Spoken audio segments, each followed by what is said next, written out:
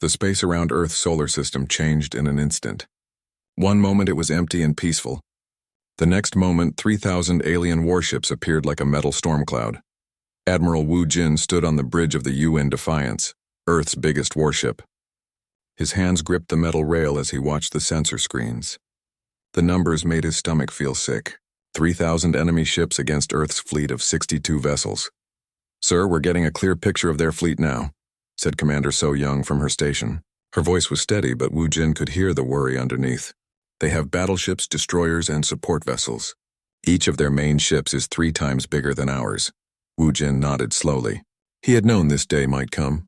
For the past 2 years, Earth had been tracking the movement of the Velkari Empire across the galaxy. They were like a plague of metal locusts. They would arrive at a star system, demand surrender, and then take everything. 14 different alien species had already fallen to them. "How long until they reach Earth?" Wu Jin asked. "At their current speed, about 6 days, replied Hyun-Soo from the navigation station. He was young, maybe 25, and this was his first real space battle. "Sir, should we move to intercept them?" Before Wu Jin could answer, the communications station started beeping. Mina, the communications officer, put her hand to her earpiece and listened. Her face went pale. "Admiral, we're receiving a transmission from the alien fleet. It's coming through on all frequencies." "Put it on the main screen," Wu Jin ordered. The bridge's main display flickered, and then showed the face of an alien creature. It looked like a giant insect with black eyes and sharp teeth. Its skin was dark green and covered in what looked like natural armor plates. "Primitive mammals of the 3rd planet," the alien said. Its voice was harsh and full of hate. "I am Commander Theklos of the Velkari Empire. Your species has been marked for relocation. You will surrender your planet and allow us to move your people to the colony worlds we have prepared." Wu Jin felt his jaw tighten. He had read the reports about these colony worlds. They were prison planets where conquered species worked until they died. "You have 6 of your planet's rotations to consider our generous offer," Theklos continued. "We have studied your pathetic military. Your weapons are weak. Your ships are slow. Your technology is hundreds of years behind ours. If you choose to fight, we will destroy every city on your planet before taking it anyway." The transmission ended. The bridge was quiet for a long moment. "Arrogant bug," muttered Taeho from the weapons station. He was an older man who had fought in Earth's civil wars before humanity united. "Sir, what are our orders?" Wu Jin looked around at his bridge crew. These people had volunteered for what everyone thought would be a suicide mission. Earth's military leaders had been honest about their chances. The Velkari had never lost a battle. Their technology was far advanced. Their ships were bigger and stronger. But Earth had some advantages too. Advantages that the aliens didn't know about. "Mina, open a channel to all ships in the fleet," Wu Jin said. "Channel open, sir. This is Admiral Wu Jin to all vessels. We've all seen what we're facing. The enemy thinks we're weak. They think we're primitive. They think this will be easy." He paused and looked at the display showing the alien fleet. "They're about to learn something about humans. We don't surrender. We don't give up. And we sure as hell don't let bugs tell us what to do with our home."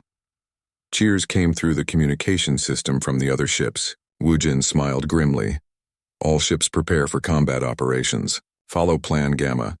I repeat, all ships follow Plan Gamma." Plan Gamma was the retreat plan.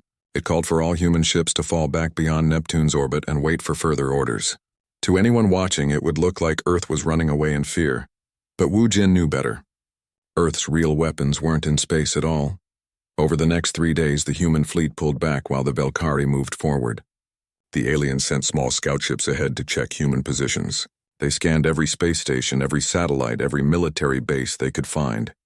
"They're cataloging our defenses," So Young reported, "just like they did with the other species they conquered."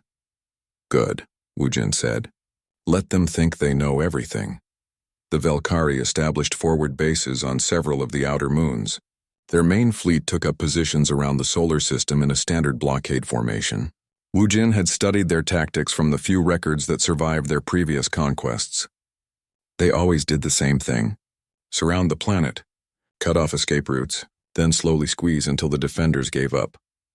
"Sir, we're receiving another transmission from the alien commander," Mina announced. "Put it through." Theklos appeared on the screen again. This time he looked amused. "Human Admiral, your fleet runs like frightened children. This is wise.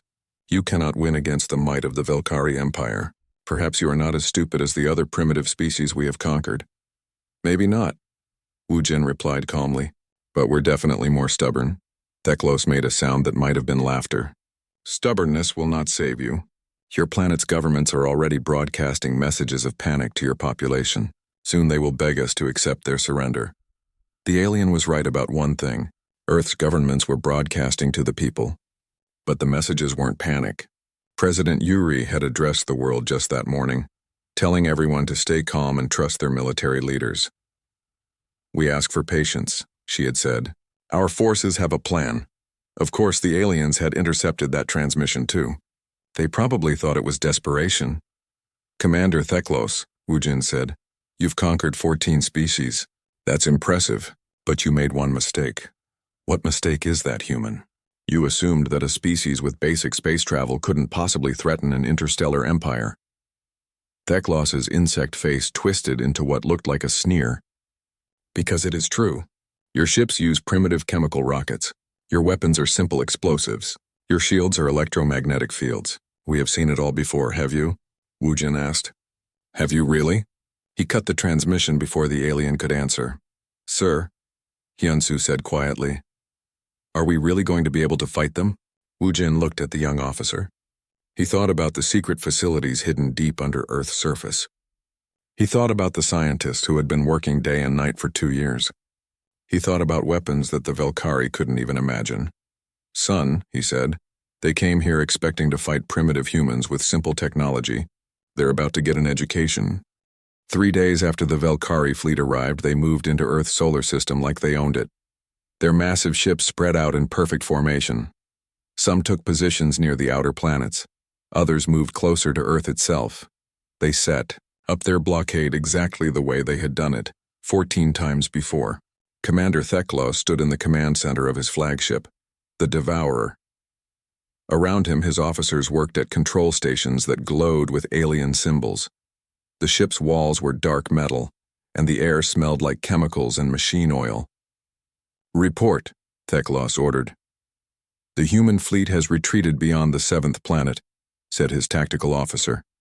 They show no signs of advancing.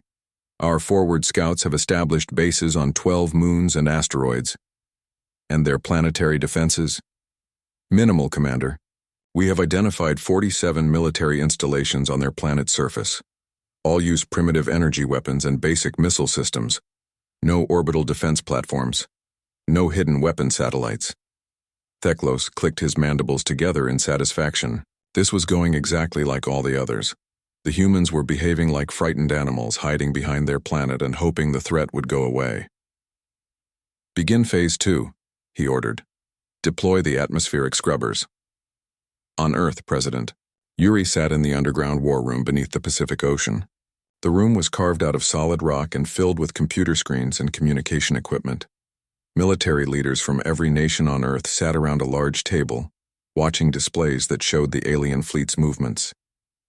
They're moving into standard siege positions, reported General Hansol, Earth's military commander. Our satellites are tracking their atmospheric scrubber ships, big vessels designed to slowly drain oxygen from our atmosphere.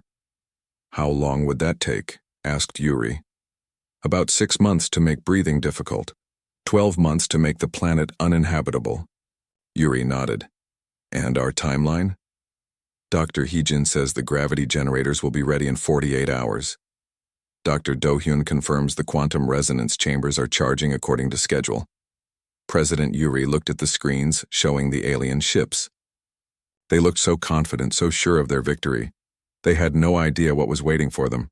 Continue with the deception protocol, she ordered. Make sure our broadcasts reach their intelligence officers. Meanwhile, Captain Sang-min floated in the zero-gravity command center of the Hidden Blade, a small reconnaissance ship hiding in the asteroid belt. His job was to watch the aliens and report everything they did back to Earth. They're scanning everything, reported his sensor operator, Lieutenant Bo-ra. Every human facility, every ship, every piece of technology they can find. They're building a complete map of our capabilities. Good, Sang-min said. Let them think they know what we can do. He watched as Velkari scout ships moved through the solar system like sharks. They recorded the positions of human space stations. They analyzed the design of human ships.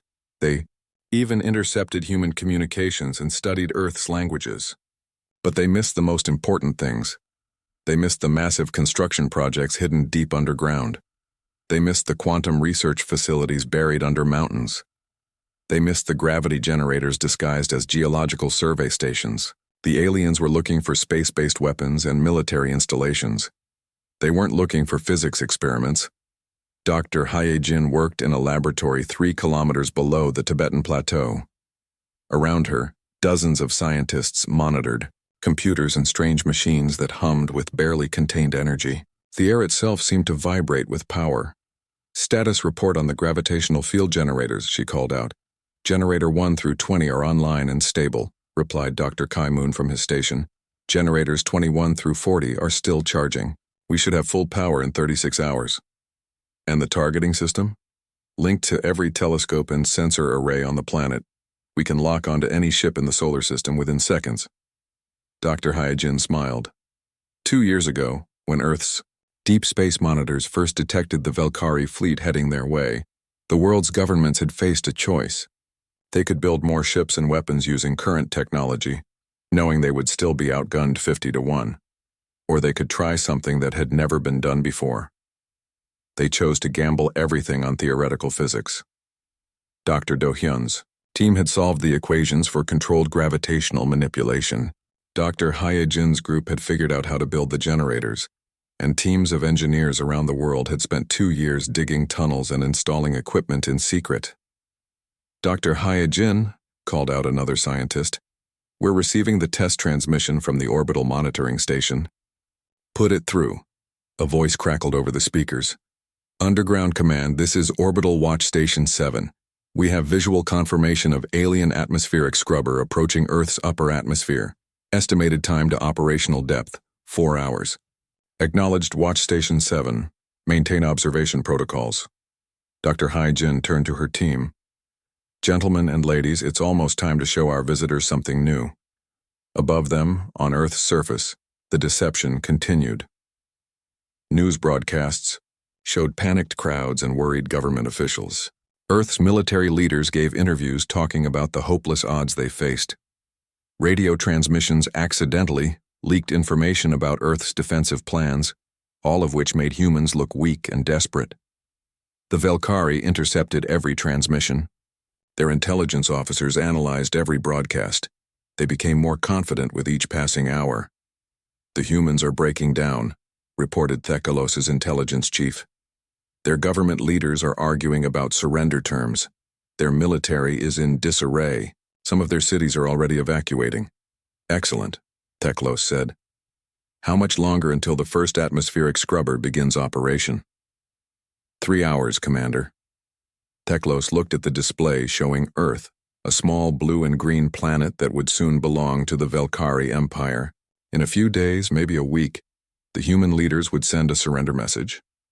Then the work of relocating the population would begin.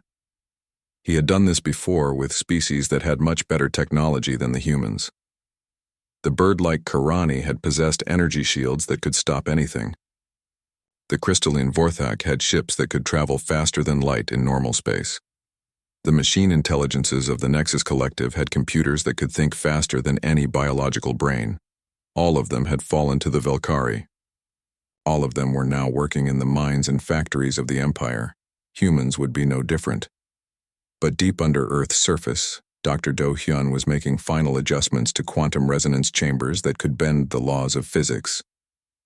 His hands moved carefully over controls that managed forces no living being had ever controlled before. "Phase 1 quantum field is stable," he reported to the underground command center. "Phase 2 field generators are synchronized. Phase 3 field matrix is charging normally." "Excellent work, Doctor," came President Yuri's voice through the communication system. "How much longer?"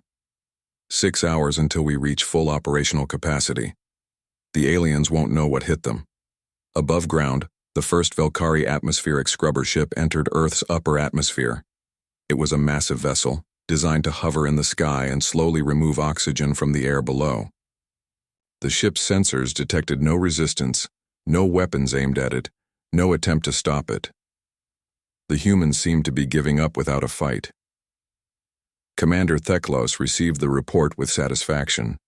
Soon, Earth's atmosphere would begin to thin. The humans would find it harder to breathe. Their leaders would panic and surrender within days. It was always the same. The Velkari had perfected this technique over centuries of conquest. They never had to destroy planets or kill entire populations. They just made life uncomfortable until the species gave up. But as the atmospheric scrubber ship settled into position above Earth's Pacific Ocean, something unexpected happened. The ship stopped moving. Not because its engines failed, not because it was damaged. It just stopped as if something invisible was holding it in place. "Commander," called the scrubber ship's captain over the communication system, "we have a problem." The Velkari atmospheric scrubber ship hung motionless in Earth's upper atmosphere.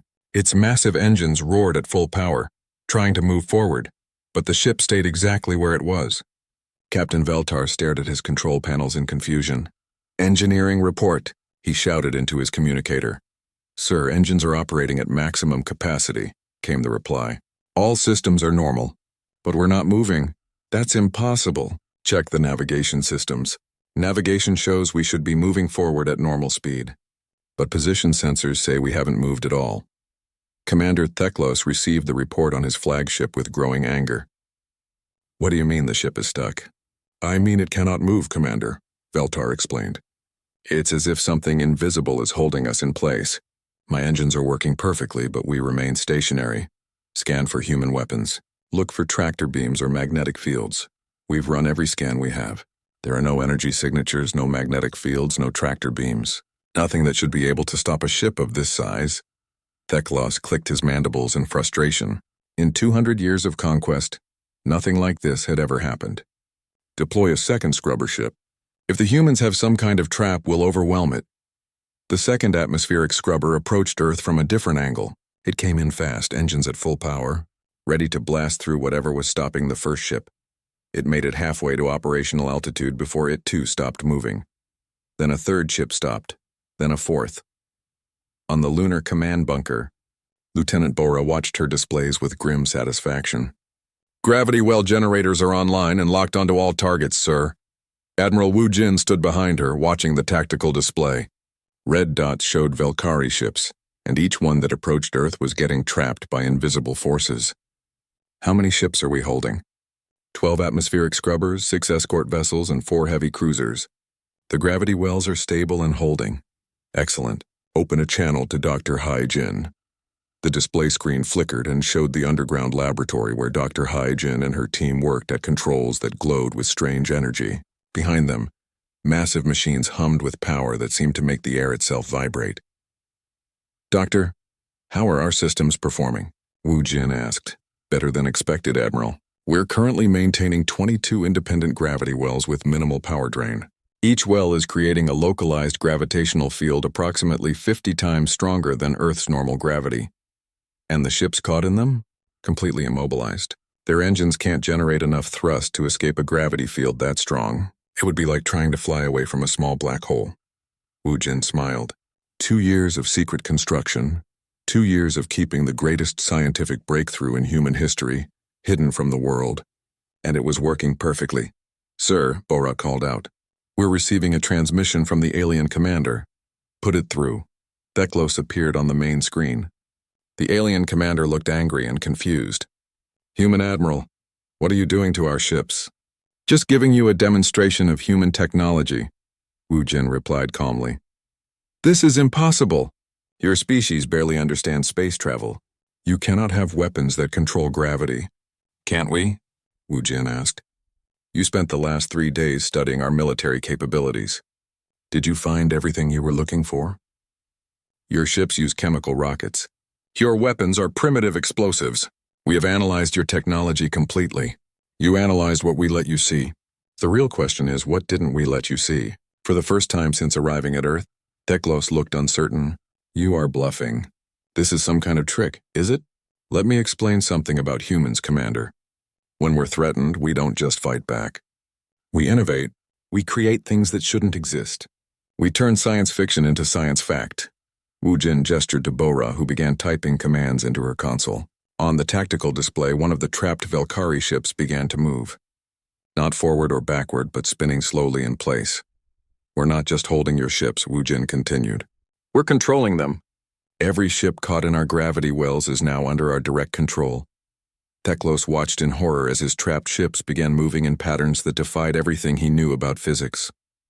They spun, twisted, and moved in impossible directions while their crews remained helpless inside. You see, Commander, you made two mistakes. First, you assumed that a species with basic space travel couldn't threaten you. Second, you gave us time. 2 years of time to prepare for your arrival. This is impossible, Teklos repeated. No species develops gravity manipulation technology this quickly.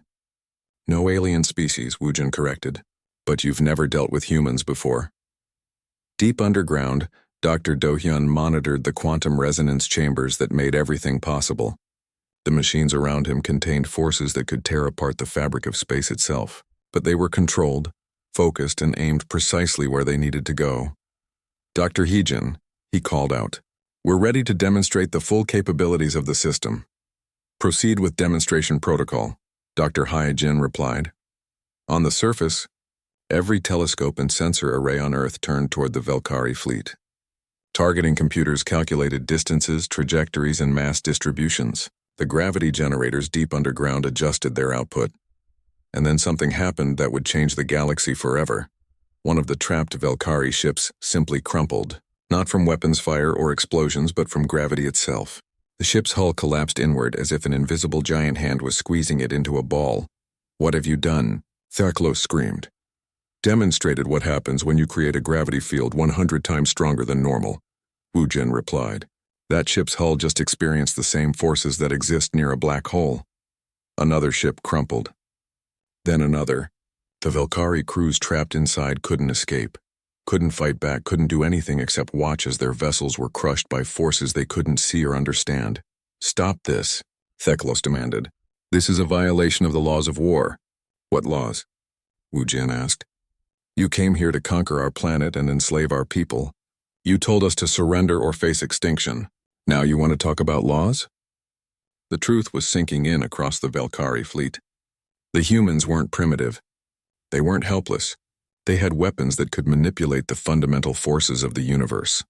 Admiral, Bora reported. The alien fleet is breaking formation. Some ships are trying to retreat. Let them go, Wu Jin said. For now. He looked at the screen showing Teklos. The alien commander's confidence was completely gone. He looked like what he was. A predator who had suddenly discovered he was prey. Commander, you came here expecting to fight humans with simple technology. Chemical rockets and explosive weapons, as you said. But you missed something important about human nature. What? We don't just use the tools we have. We build the tools we need. Wu Jin gestured again, and Bora released the gravity fields holding the remaining Velkari ships. They shot away from Earth as their engines, no longer fighting impossible gravitational forces, suddenly had their full power available. You have a choice, Commander. You can retreat now and tell your empire what you've learned here, or you can stay and find out what other surprises we've prepared.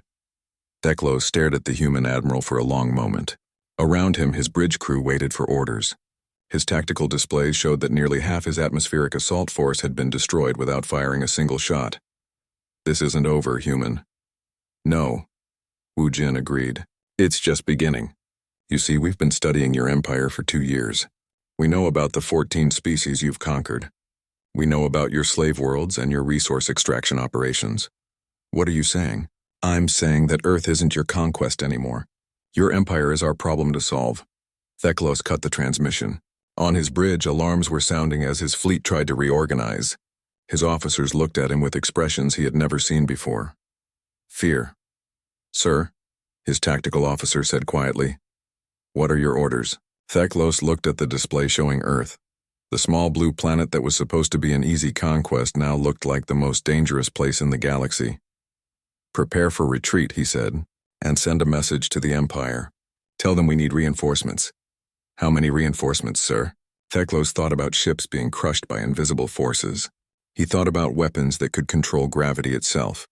He thought about humans who had hidden their true capabilities until the perfect moment to reveal them.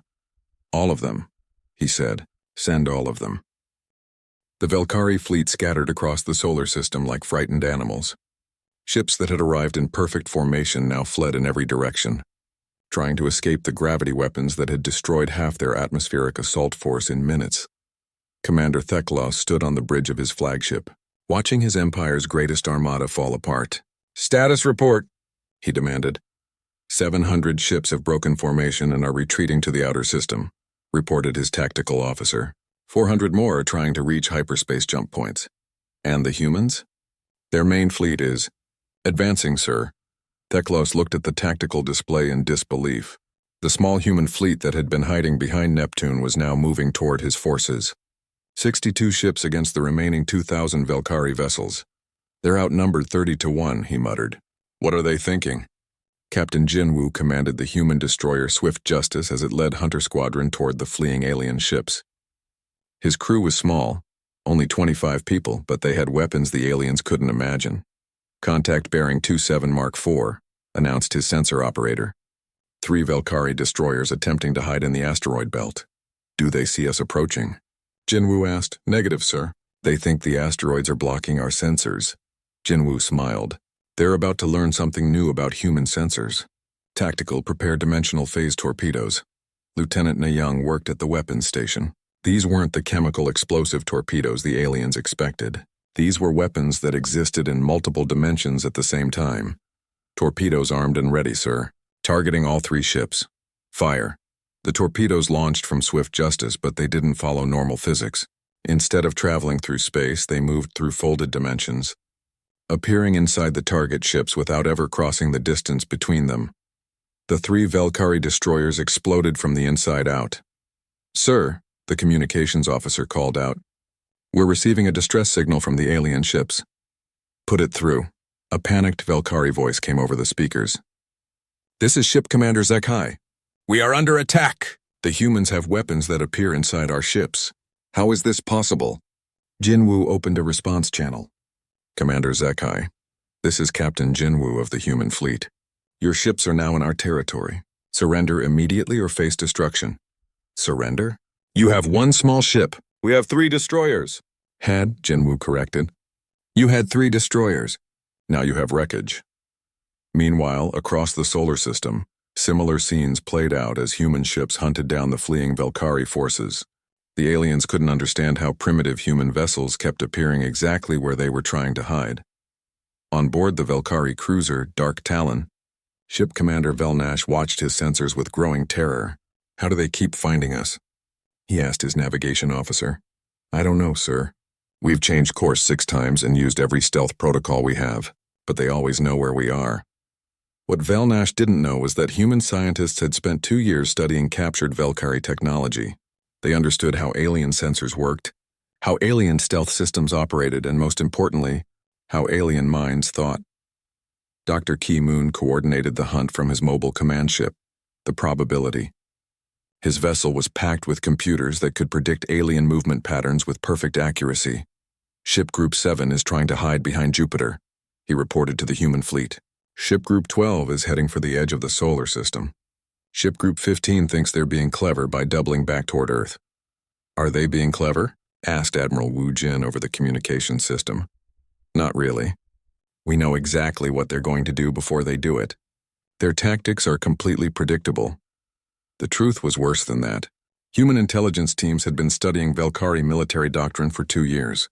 They knew how these aliens fought, how they retreated, and where they would try to hide. Every Velkari move was anticipated and countered before it happened.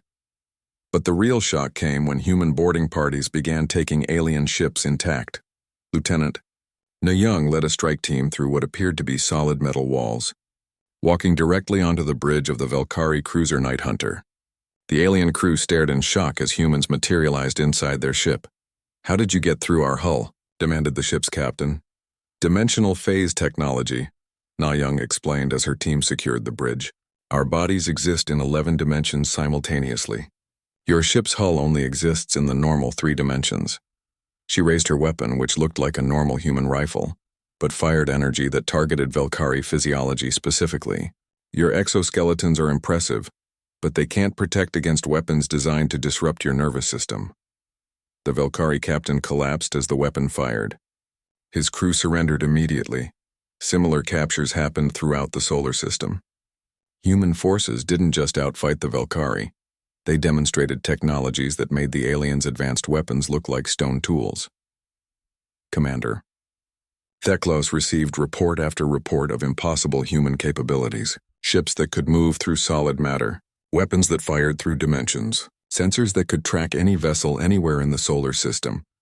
This cannot be happening, he said to his bridge crew. No species develops this level of technology in only 2 years. His science officer, a nervous Velkari named Teklon, had been analyzing the human weapons. Commander, I've been studying their technology. It's not based on any scientific principles, I understand. Explain. They appear to be manipulating fundamental forces that shouldn't be controllable. Gravity, dimensional structure, quantum mechanics, they're using physics as weapons. Theklos felt a chill run through his exoskeleton. Are you saying they've mastered forces that our empire hasn't discovered in 1,000 years? I'm saying they've mastered forces that I didn't think were possible to control. As if to prove the point, 3 more Velkari ships simply vanished from the tactical display. Not destroyed, vanished as if they had never existed. Where did they go? Theklos demanded. I don't know, sir. They were there one moment and gone the next. The ships hadn't been destroyed. They had been moved, transported instantly to holding areas near Earth where human scientists could study them. The crews were unharmed but completely bewildered by their sudden change of location. Dr. He Jin monitored the situation from her underground laboratory.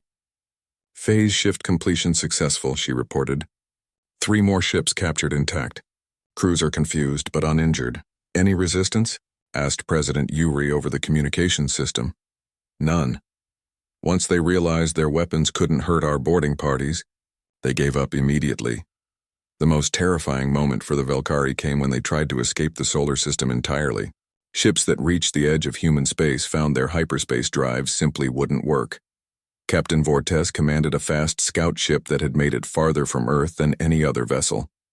He activated his hyperspace drive, expecting to jump to safety and warn the Velkari Empire about what they faced. Nothing happened. Engineering report, he called. Sir, the hyperspace drive is functioning normally, but something is interfering with the dimensional fold. It's like space itself won't let us leave. Vortes looked at his displays in horror. Somehow the humans had found a way to trap his entire fleet in the solar system. No escape, no retreat, no way to call for help. Sir, his communications officer called out. We're receiving a transmission from the human fleet. The voice that came through was calm and professional.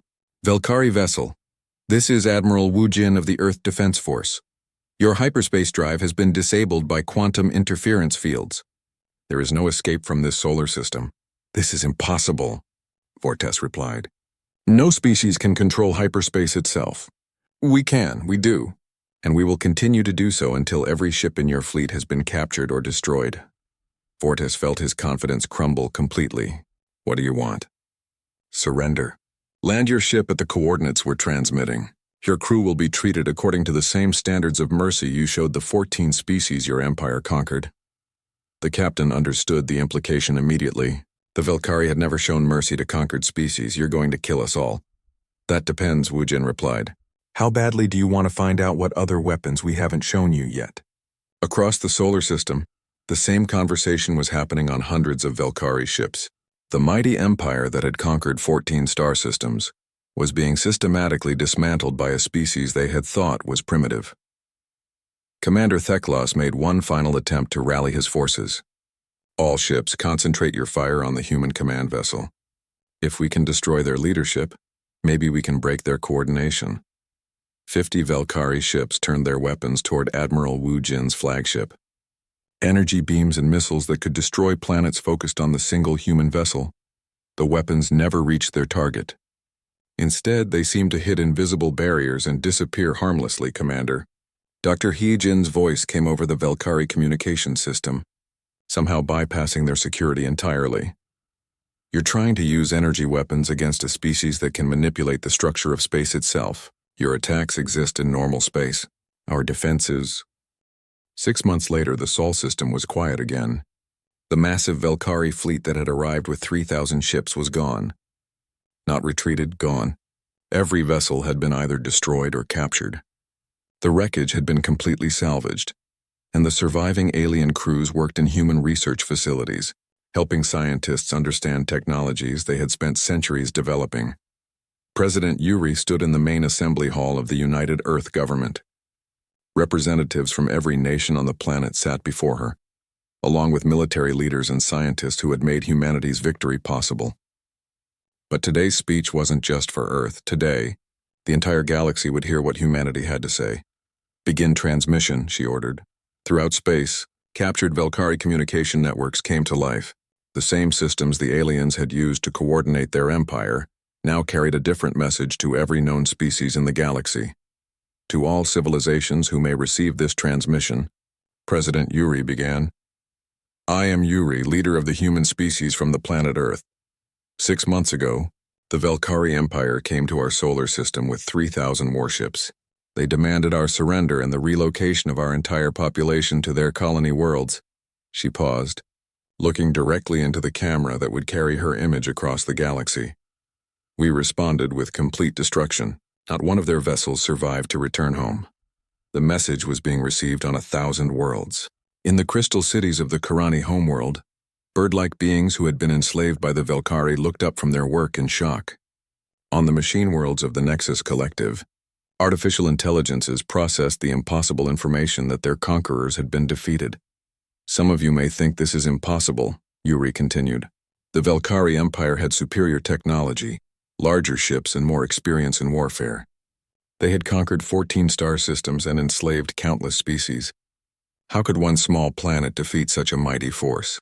Admiral Wu Jin stepped forward to answer that question. Behind him stood the bridge crew that had commanded Earth's defense: So Young, Hyunsu, Mina, and Taiho. These were the people who had faced down an empire and won. "The answer is simple," Wu Jin said. "The Velkari made the same mistake that many species make. They judged our capabilities by our current technology instead of our potential for innovation." He gestured to a display that showed images of the battle: Velkari ships being crushed by gravity fields, human vessels moving through solid matter, weapons that fired across dimensions. "We are not the most advanced species in the galaxy.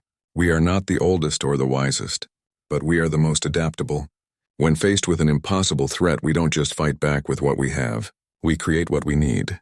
Dr. Hyejin joined them on the platform. Around her were the other scientists whose work had made victory possible: Dr. Do Hyun, Dr. Ki Moon, and dozens of others who had spent 2 years turning science fiction into reality. "The Velkari studied our technology for months before attacking," Dr. Hyejin explained. "They saw our chemical rockets and concluded we were primitive. They saw our explosive weapons and decided we were helpless. They never imagined that a species with basic space travel could develop weapons that manipulate the fundamental forces of the universe." She smiled. "That was their mistake. Humans don't just use the science we know. We discover the science we need."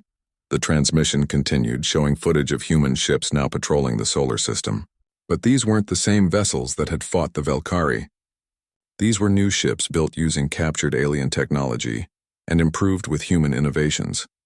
Captain Sang Min commanded one of these hybrid vessels, the New Horizon. His ship looked like it belonged in science fiction: sleek hull plating that could phase through dimensions, weapons that could fire across impossible distances, shields that existed in folded space. "We have spent the last 6 months learning everything the Velkari knew," he reported from his bridge. "Their science, their technology, their military tactics. But we didn't just copy what they had done. We made it better. It was true. Human scientists had taken technologies that the Velkari had developed over centuries and improved them in months.